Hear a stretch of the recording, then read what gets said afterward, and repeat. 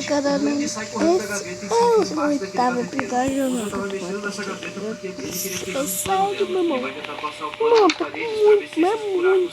Buracos? Não, eu quis dizer rabiscos da parede. Ele começa limpando eles, depois ele dá uma boa varrida no chão. Fica claro, conforme o vídeo vai indo, que o Puzo tá tentando a todo custo ignorar aqueles buracos. Aqui Por algum motivo, fica perto da minha casa, fica um caminho. O Puzo tenta limpar essa marca e de fato resolve. O caminho começa aqui, depois nós vai entrando aqui, vai pra cá, ixi. O Puzo vai continuar ignorando tudo isso enquanto ele puder. Quando ele olha pra volta da sua casa, tá tudo excepcionalmente limpo, mas mesmo depois de ter limpo, ele ainda não vai conseguir dormir. Então ele vai limpar um pouco mais. Não, deixa eu faço, tenho muito perto do meu irmão. Se você tiver mais perto que isso, tu é fã de Minecraft, fã normal ou fã que joga 10 horas?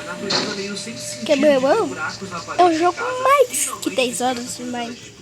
Que acaba enfiando o dedo dentro de um deles e acaba se sujando muito. Ele esfrega o dedo na parede para tentar se limpar, mas ele só acaba sujando mais o local. E de primeiro momento ele odeia isso e limpa quase que instintivamente a sujeira. E ele consegue, fica limpo. Mas, poxa, assim não tem graça nenhuma. Sabe o que é legal? Pintar, fazer bagunça. O Puzo vai enfiar o dedo dentro de novo e dessa vez, com a sujeira que saiu, ele faz a maior bagunça na parede dele. Se a gente levar como verdade que esses buracos, esses olhos na parede são problemas não resolvidos do Puzo, a gente pode dizer que ele se encontrou dentro do problema. Eu gostei ele tá vendo desse graça formato. nisso ou então tá vendo uma forma mais simples de lidar Cadê? com tudo isso? Cadê? Eu não sei, mas eu sei que isso vai ter um preço. O Puzo vai começar a ter um comportamento meio maníaco com essas coisas que ele tá fazendo na própria casa. Ele vai sujar a casa inteira, incluindo os buracos que Baiane tinha fechado. O que vai acontecer aqui é que o Puzo vai ficar confortável com o vespeiro que ele mexeu. E esse vespeiro foi tomando conta. Ele foi virando rotina, ele foi virando algo normal. Quando o Puzo notou o que ele tinha feito, ele já tinha se afundado demais na própria dor para conseguir sair sozinho. Quando ele tentou limpar as coisas com um paninho, esse paninho já não tinha mais efeito. O paninho agora só suja, ele só bagunça mais as coisas. O pano que era limpo agora tá tomado por baratas. Inclusive mãos podres tomam conta daquele pano e depois tentam buscar Puzo para aquele sofrimento. E ele tenta fugir, ele não quer ser parte disso. Mas então ele acaba vomitando. E de dentro dele, as mesmas baratas, a mesma sujeira. Um lembrete um pouco mórbido de que toda essa sujeira nunca teve do lado de fora como parece. Isso tudo veio de dentro. E isso ainda tá aí dentro. Em um canto, em meio àquela casa, uma silhueta tenta falar com o Puzo, e era o seu pai. Ver o seu pai nesse caos todo faz com que ele fique sem palavras. Literalmente, ele perde a boca. Só que, em pensamento, ele vai falar algumas coisas, e eu já me aprofundo nisso, tá? O que rola aqui é que o Puzo vai sendo consumido por tudo aquilo à volta dele. E ele fica ali, olhando no canto, tentando se acalmar. Até que no mesmo lugar que tinha aquela silhueta assustadora, uma outra silhueta aparece. Dessa vez era sua mãe. Ele levanta e vai correndo em direção. E quando ele tenta abraçar ela, eu preciso. O tamanho do buraco. pra trás a verdadeira cura pra tudo aquilo. A lembrança que traz ele de volta pra realidade. A foto de Puzo e mamãe. A mesma foto que ele tinha no gaveteiro dele. Isso daqui é quanto uma animação muito explícita e muito pesada. Apesar dela trabalhar muito na sugestão, pra quem é atento fica muito claro o que tá sendo comunicado. Mano, no 7 episódio. As coisas que o Puzo fala pela mente, que eu disse que eu já comentava. Por meio dessas coisas que ele diz, a gente fica sabendo que o pai do Puzo era uma pessoa bem ruim. Ele negligenciava muito o Puzo. E por ter negligenciado ele, o Puzo acabou sendo colocado em situações que deixaram ele em extremo perigo. O que fica entendido é que o Puzo hoje é um homem adulto, sozinho, como ficou claro na cena em que ele tenta abraçar a mãe dele. Ela já se foi. E essas lembranças, essas fotos com ela, são o que mantém ele com os pés no chão em meio a tanto caos. Nesse vídeo, o protagonista vai ser o Baiane, e ele vai estar andando todo serelepe por uma rua. Tranquilo, a rua é plana, porém, em certo momento, uma colina entra em cena. E quando o Baiane pisa nela, aquele mesmo duende aparece dando um aviso a Baiane. Parece que você pisou na minha colina, seu garotinho feio. Não faz isso de novo, tá? Depois desse aviso, o Baiane continua andando, mas com cuidado para não pisar em mais nenhum desses montinhos. Aparentemente, esses montinhos são terrenos do duende. Em certo momento, ele vai se ver cara a cara com mais um desses montinhos. Então ele simplesmente passa por cima.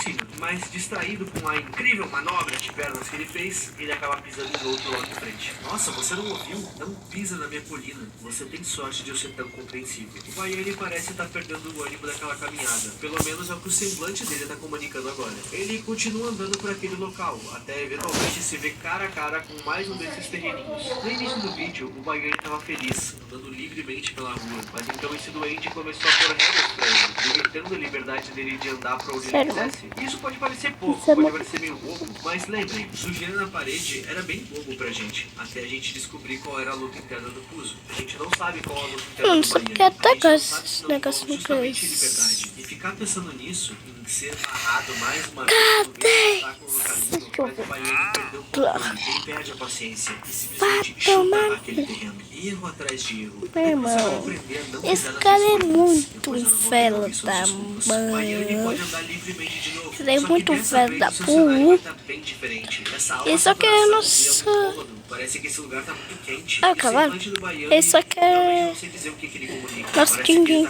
Nossas... Você tá sendo burro de propósito. A sua mãe deu à luz a um garoto burro. Você tem tanta sorte que eu tô disposto a cuidar de você e não deixar você passar fome. É engraçado esse doente ter dito isso agora, porque na cena seguinte, a gente vê o Baiane andando. E dessa vez ele tá com fome, com muita fome. E ele também tá bastante assustado. Ele tá assustado no nível de ver um dente de leão e ficar com medo. E tá com fome no nível que ele acaba comendo o dente de leão. Só um adendo aqui, eu acredito que seja um dente de leão por conta das pétalas brancas, mas eu sei que parece um girassol, tá? Calma. Quando ele morde essa planta, ela também escorre pela boca dele. E essa mordida vai desencadear uma série de problemas. Aquele duende agora se parece com isso, algo bem mais amedrontador. Não fica claro aqui o que esse duende representa pra Baiane, mas fica claro que ele é uma figura de autoridade pra ele, principalmente por conta do que ele diz e faz logo em seguida. Eu sou paciente, mas você não me escuta. O que eu vou fazer com você? Talvez isso te sirva de lição.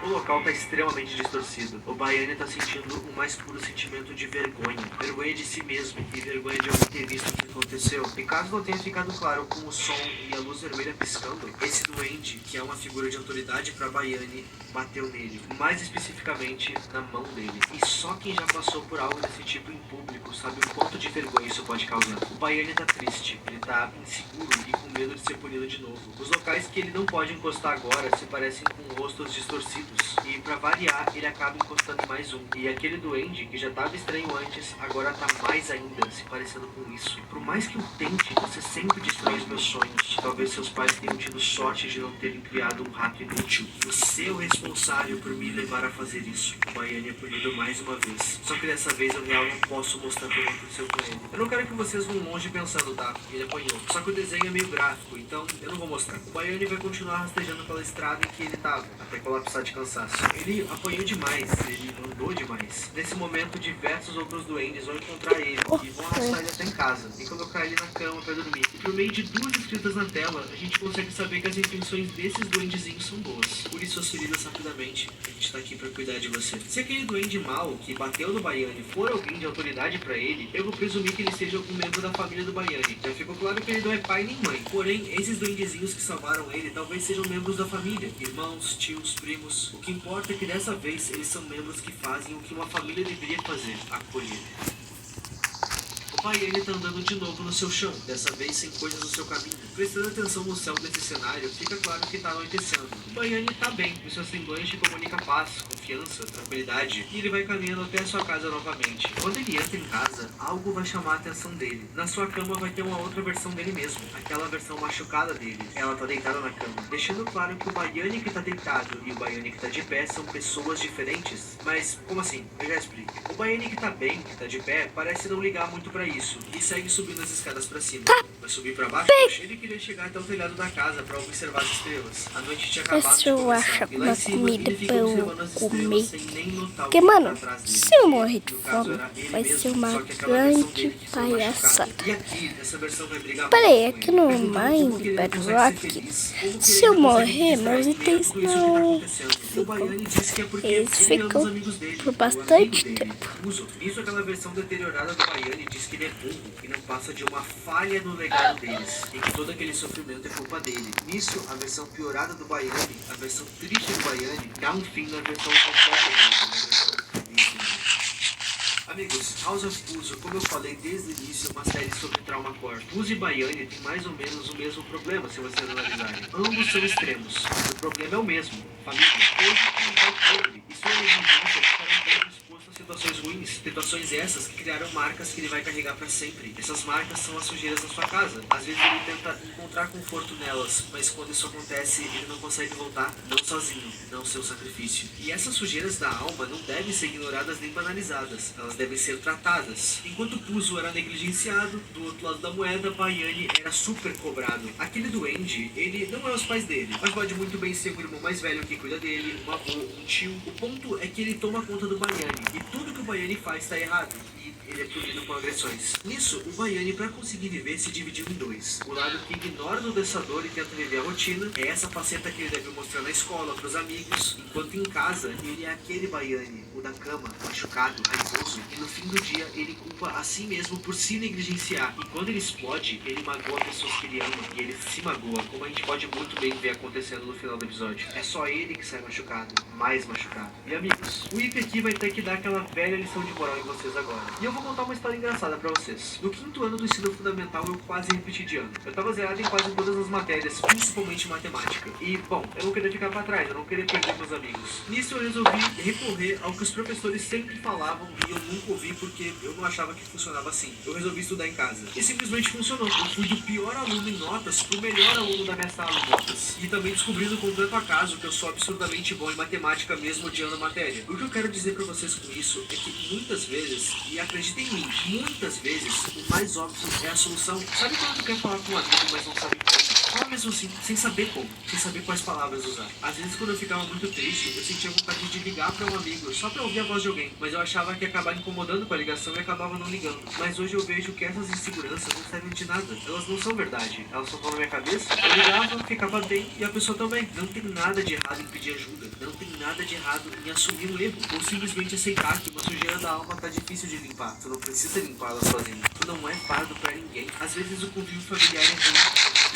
Eu sei, mas pensando até mosquito tem, sabe? Família é onde a gente é acolhido, é onde a gente se sente bem, é com quem a gente ama, é com quem nos Não, faz bem, acabou com quem nos faz bem aqui. com a nossa saúde, Eu com a achei nossa que já cabeça. tava A fase da falando infância e da adolescência é decisiva pra três. entender quem tu vai ser Mas é aqui dentro. 12 Atualmente, minutos. eu tenho diversos problemas com confiança. Eu tenho uma síndrome do pânico muito severa. Eu sinto que eu tô sendo vigiado a todo momento. E eu não vou mentir, a entre muitas aspas, fama na internet piorou isso um pouquinho. Mas ter contato com vocês em shoppings, em eventos, ver tanta gente querida sendo educada e me jogando tanto amor de volta, me fez entender de novo o que eu entendi lá atrás no 5º ano, quando eu resolvi estudar pra próxima prova. Tá tudo bem e atrás do óbvio. E o óbvio no meu caso, no caso do Puzo e no caso do Bayane, é procurar ajuda. Eu trato a minha ansiedade com ajuda psicológica e também na prática, indo ver vocês em eventos. O que eu quero dizer com tudo isso, povinho, é nunca ignore você mesmo.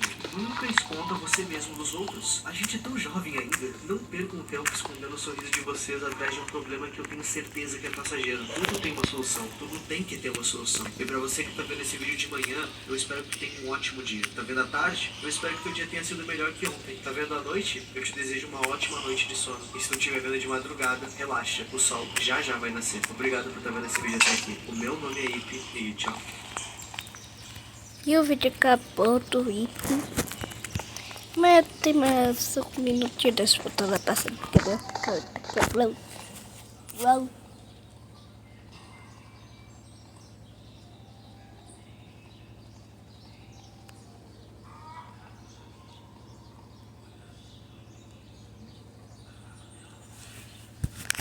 Mas, galera, Eu testei muito um pouquinho esse mod que tem a ver com vocês.